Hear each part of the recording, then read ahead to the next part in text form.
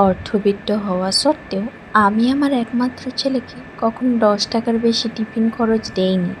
সে বরাবরই তার বন্ধুদের দেখিয়ে বলে, বাবা দেখো আজ সে কত ব্র্যান্ডের ঘড়িটা পরে এসেছে, বাবা দেখো তার স্কুল ব্যাগটা ইন্সপোর্টেড সুন্দর না বাবা।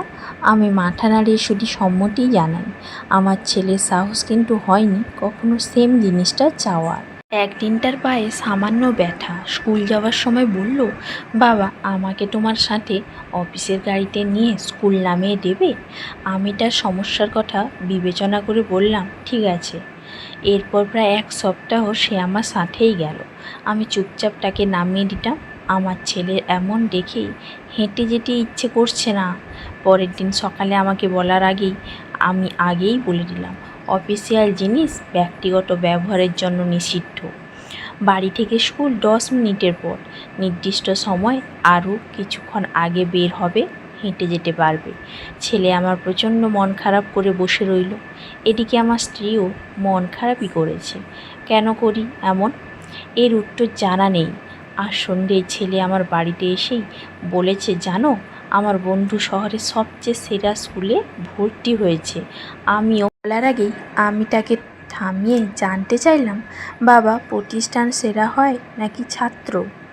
ধরো আমি তোমার সে স্কুলে দিলাম, কিন্তু তুমি ফেল করলে কোনো সাবজেক্টে, তাহলে আমি কি বলবো, তুমি ফেল নাকি স্কুল? ছেলে বলল, বুঝেছি বাবা। আমি তার মাথায় হাত দিয়ে বললাম, এই পর্যন্ত তোমার ক্লাসের কোনো ছেলেই তোমাকে টপকে যেতে পারেনি। তুমি ফার্স্ট বয়, সুতরাং তুমি যেখানে সেরাটা দেবে সেই স্থানই সেরা তোমার মতো। এরপর সেটার এরকমই কোনো কথা বলেনি। আজ বিকেলে ছেলে বলছে, বাবা একজন এক্সট্রা টিউটার দরকার, আমার ম্যাথ ইংলিশে একটু সমস্যা হচ্ছে। আমি ছেলেকে বললাম, বাবা একটু কষ্ট করতে হবে, আমি যখন রাত করে বাড়ি ফিরবো 9টা কিংবা 10টা, আমার কাছেই তোমাকে ম্যাথ আর ইংলিশ করতে হবে। বাবা তুমি পরিশ্রম করে বাড়ি এসো, তাই না? আমি হেসে বললাম, না বাবা, আমার কাছে এত সামর্থ্য নেই তোমাকে একটা টিউটর দেওয়ার, আমি বরং একটু কষ্ট করি, কি বলো? ছেলে আমাকে জড়িয়ে ধরে বলল, ঠিক আছে বাবা। স্ত্রী রাতের বেলা জিজ্ঞেস করলেন, তুমি এরকম 10টা টিউটর রাখতে পারো, কিন্তু কিন্তু আমি চাই আমার সন্তান বুঝুক আরাম করে কিছু পাওয়া যায় না। মানুষের জীবনে অভাব আসলে তা কীভাবে মোকাবিলা করতে হয় সে বুঝুক, ও শিখুক। কেন কিছুই মন্দ নয়, সে বুঝুক। আমার স্ত্রী চুপ হয়ে গেলেন। মাঝে মাঝে আমার ছেলেকে নিয়ে আমি ফুটপাতে হাঁটি, পথ শিশু থেকে শুরু করে বিভিন্ন মানুষের সম্পর্কে জানাই। সে জানুক পৃথিবী শুধু চিন্তায় সুন্দর, বাস্তবে খুব কঠিন। আমি চাওয়া মাত্রই তাকে কিছু দেইনি। একদিন সে বলেছিল, বাবা তুমি এরকম কেন? তাকে বলেছিলাম, সময় হলে বুঝবে। 2 দিন আগে সে ইলিশ ও মাংস পোলাও খাবে। তাকে বললাম, টাকা তো কম, তোমার কাছে কিছু আছে? থাকলে ইলিশ আনা যাবে। ছেলে আমার 50টি 10 টাকার নোট বের করে দিল। আমি অবাক হয়ে বললাম, তুমি খরচ করনি? সে মুচকি হাসি দিয়ে বলল, না বাবা, জমিয়েছি। আমার পরিচিতি এক বন্ধু স্কুলে না খেয়েই আসে, কোনো টাকাও নেই তার কাছে। আসলে সে খুব অসহায় বাবা। আমি মাঝে তাকে ক্ষুধার্ত দেখে বুঝতে পারি সেদিনই তার সাথে খাই, তখন সে না করে না। অন্যান্য দিনগুলো টাকা খরচ করি না, জমিয়ে রাখি, কারণ বাড়ি থেকে মা যা দেয় তাতেই যথেষ্ট। কারণ কিছু মানুষ সামান্যটুকুও পায় না। আমি ছেলের দিকে তাকিয়ে আছি। সেই গোছানো টাকা নিয়ে আরও টাকা মিলিয়ে ইলিশ এনে ছেলেকে ইলিশ মাংস পোলাও খাওয়ালাম। ইচ্ছে করেই অভাব অনুভব করাই, যাতে সে বুঝুক জীবনটা কঠিন, অনেক কঠিন। পুজোর বাজারে গিয়ে তাকে বলেছি সাধ্যের মধ্যে নিতে। সে একটা প্যান্ট নিয়েছে শুধু।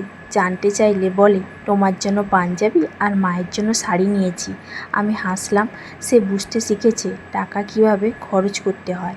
একদিন বসে বসে বলছে, বাবা সায়ন্তান আর মানুষ হলো না, অথচ আঙ্কেলটার জন্য নিজেকে উজাড় করে দিয়েছেন। যা চেয়েছে সে তার সবটাই তাকে দিয়েছেন। আমি ছেলেকে বললাম, আমি কি তোমাকে কিছু দিতে পারিনি? ছেলে আমার কোলে মাথা রেখে বলল, প্রতিটা চাহিদাই পূরণ করে শিখিয়েছ আমাকে, অভাবে যেন স্বভাব নষ্ট না হয়। তুমি জীবনে যে শিক্ষা দিয়েছো বাবা, তার সব কিছুই ঊর্ধ্বে। তুমি শিখিয়েছো অভাবকে কিভাবে ভালোবাসতে হয়। আমি এখনও জানি আমার বাবা আমি ছাড়া কিছু নাই, বাকিটা আমাকে করে নিতে হবে। সব কিছু ইউটিলাইজ করতে হবে। আমি সাধারণ জামা কাপড়েও হীনমন্যতায় ভুগি না বাবা, কারণ আমি জানি আমি কে। তোমার দেওয়া শিক্ষা আমি সারা জীবন ধরে রাখবো বাবা।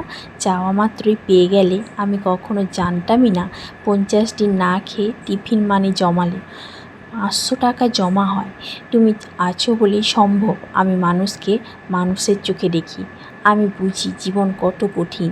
আমার স্ত্রী নিজের থেকে আজ খুব খুশি। বুঝতে পেরেছেন আমার উদ্দেশ্যটা।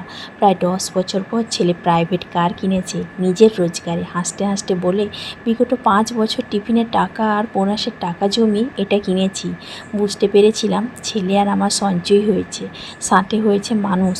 সপ্তাহখানেক পর যাবতীয় সম্পত্তি তার নামে লিখে দিয়ে বললাম, সামলে রেখো। ছেলে দলিল আমার হাতে নিয়ে বলল, সাথে থেকো বাবা, আর কিচ্ছু লাগবে না। আজ তাকে বুকে জড়িয়ে ধরে আমার স্ত্রী নীলিমাকে বললাম, দেখেছো আমি ভুল করিনি। আমি আমার সন্তানকে মানুষ করে দিয়েছি, জীবনের শ্রেষ্ঠ শিক্ষাটাই দিয়েছি। এমনটা আমার বাবা দিয়েছিলেন আমাকে। আমি অভাবকে সন্তানকে লজ্জিত হওয়া নয় বরং দৃঢ় থাকতে শিখিয়েছি।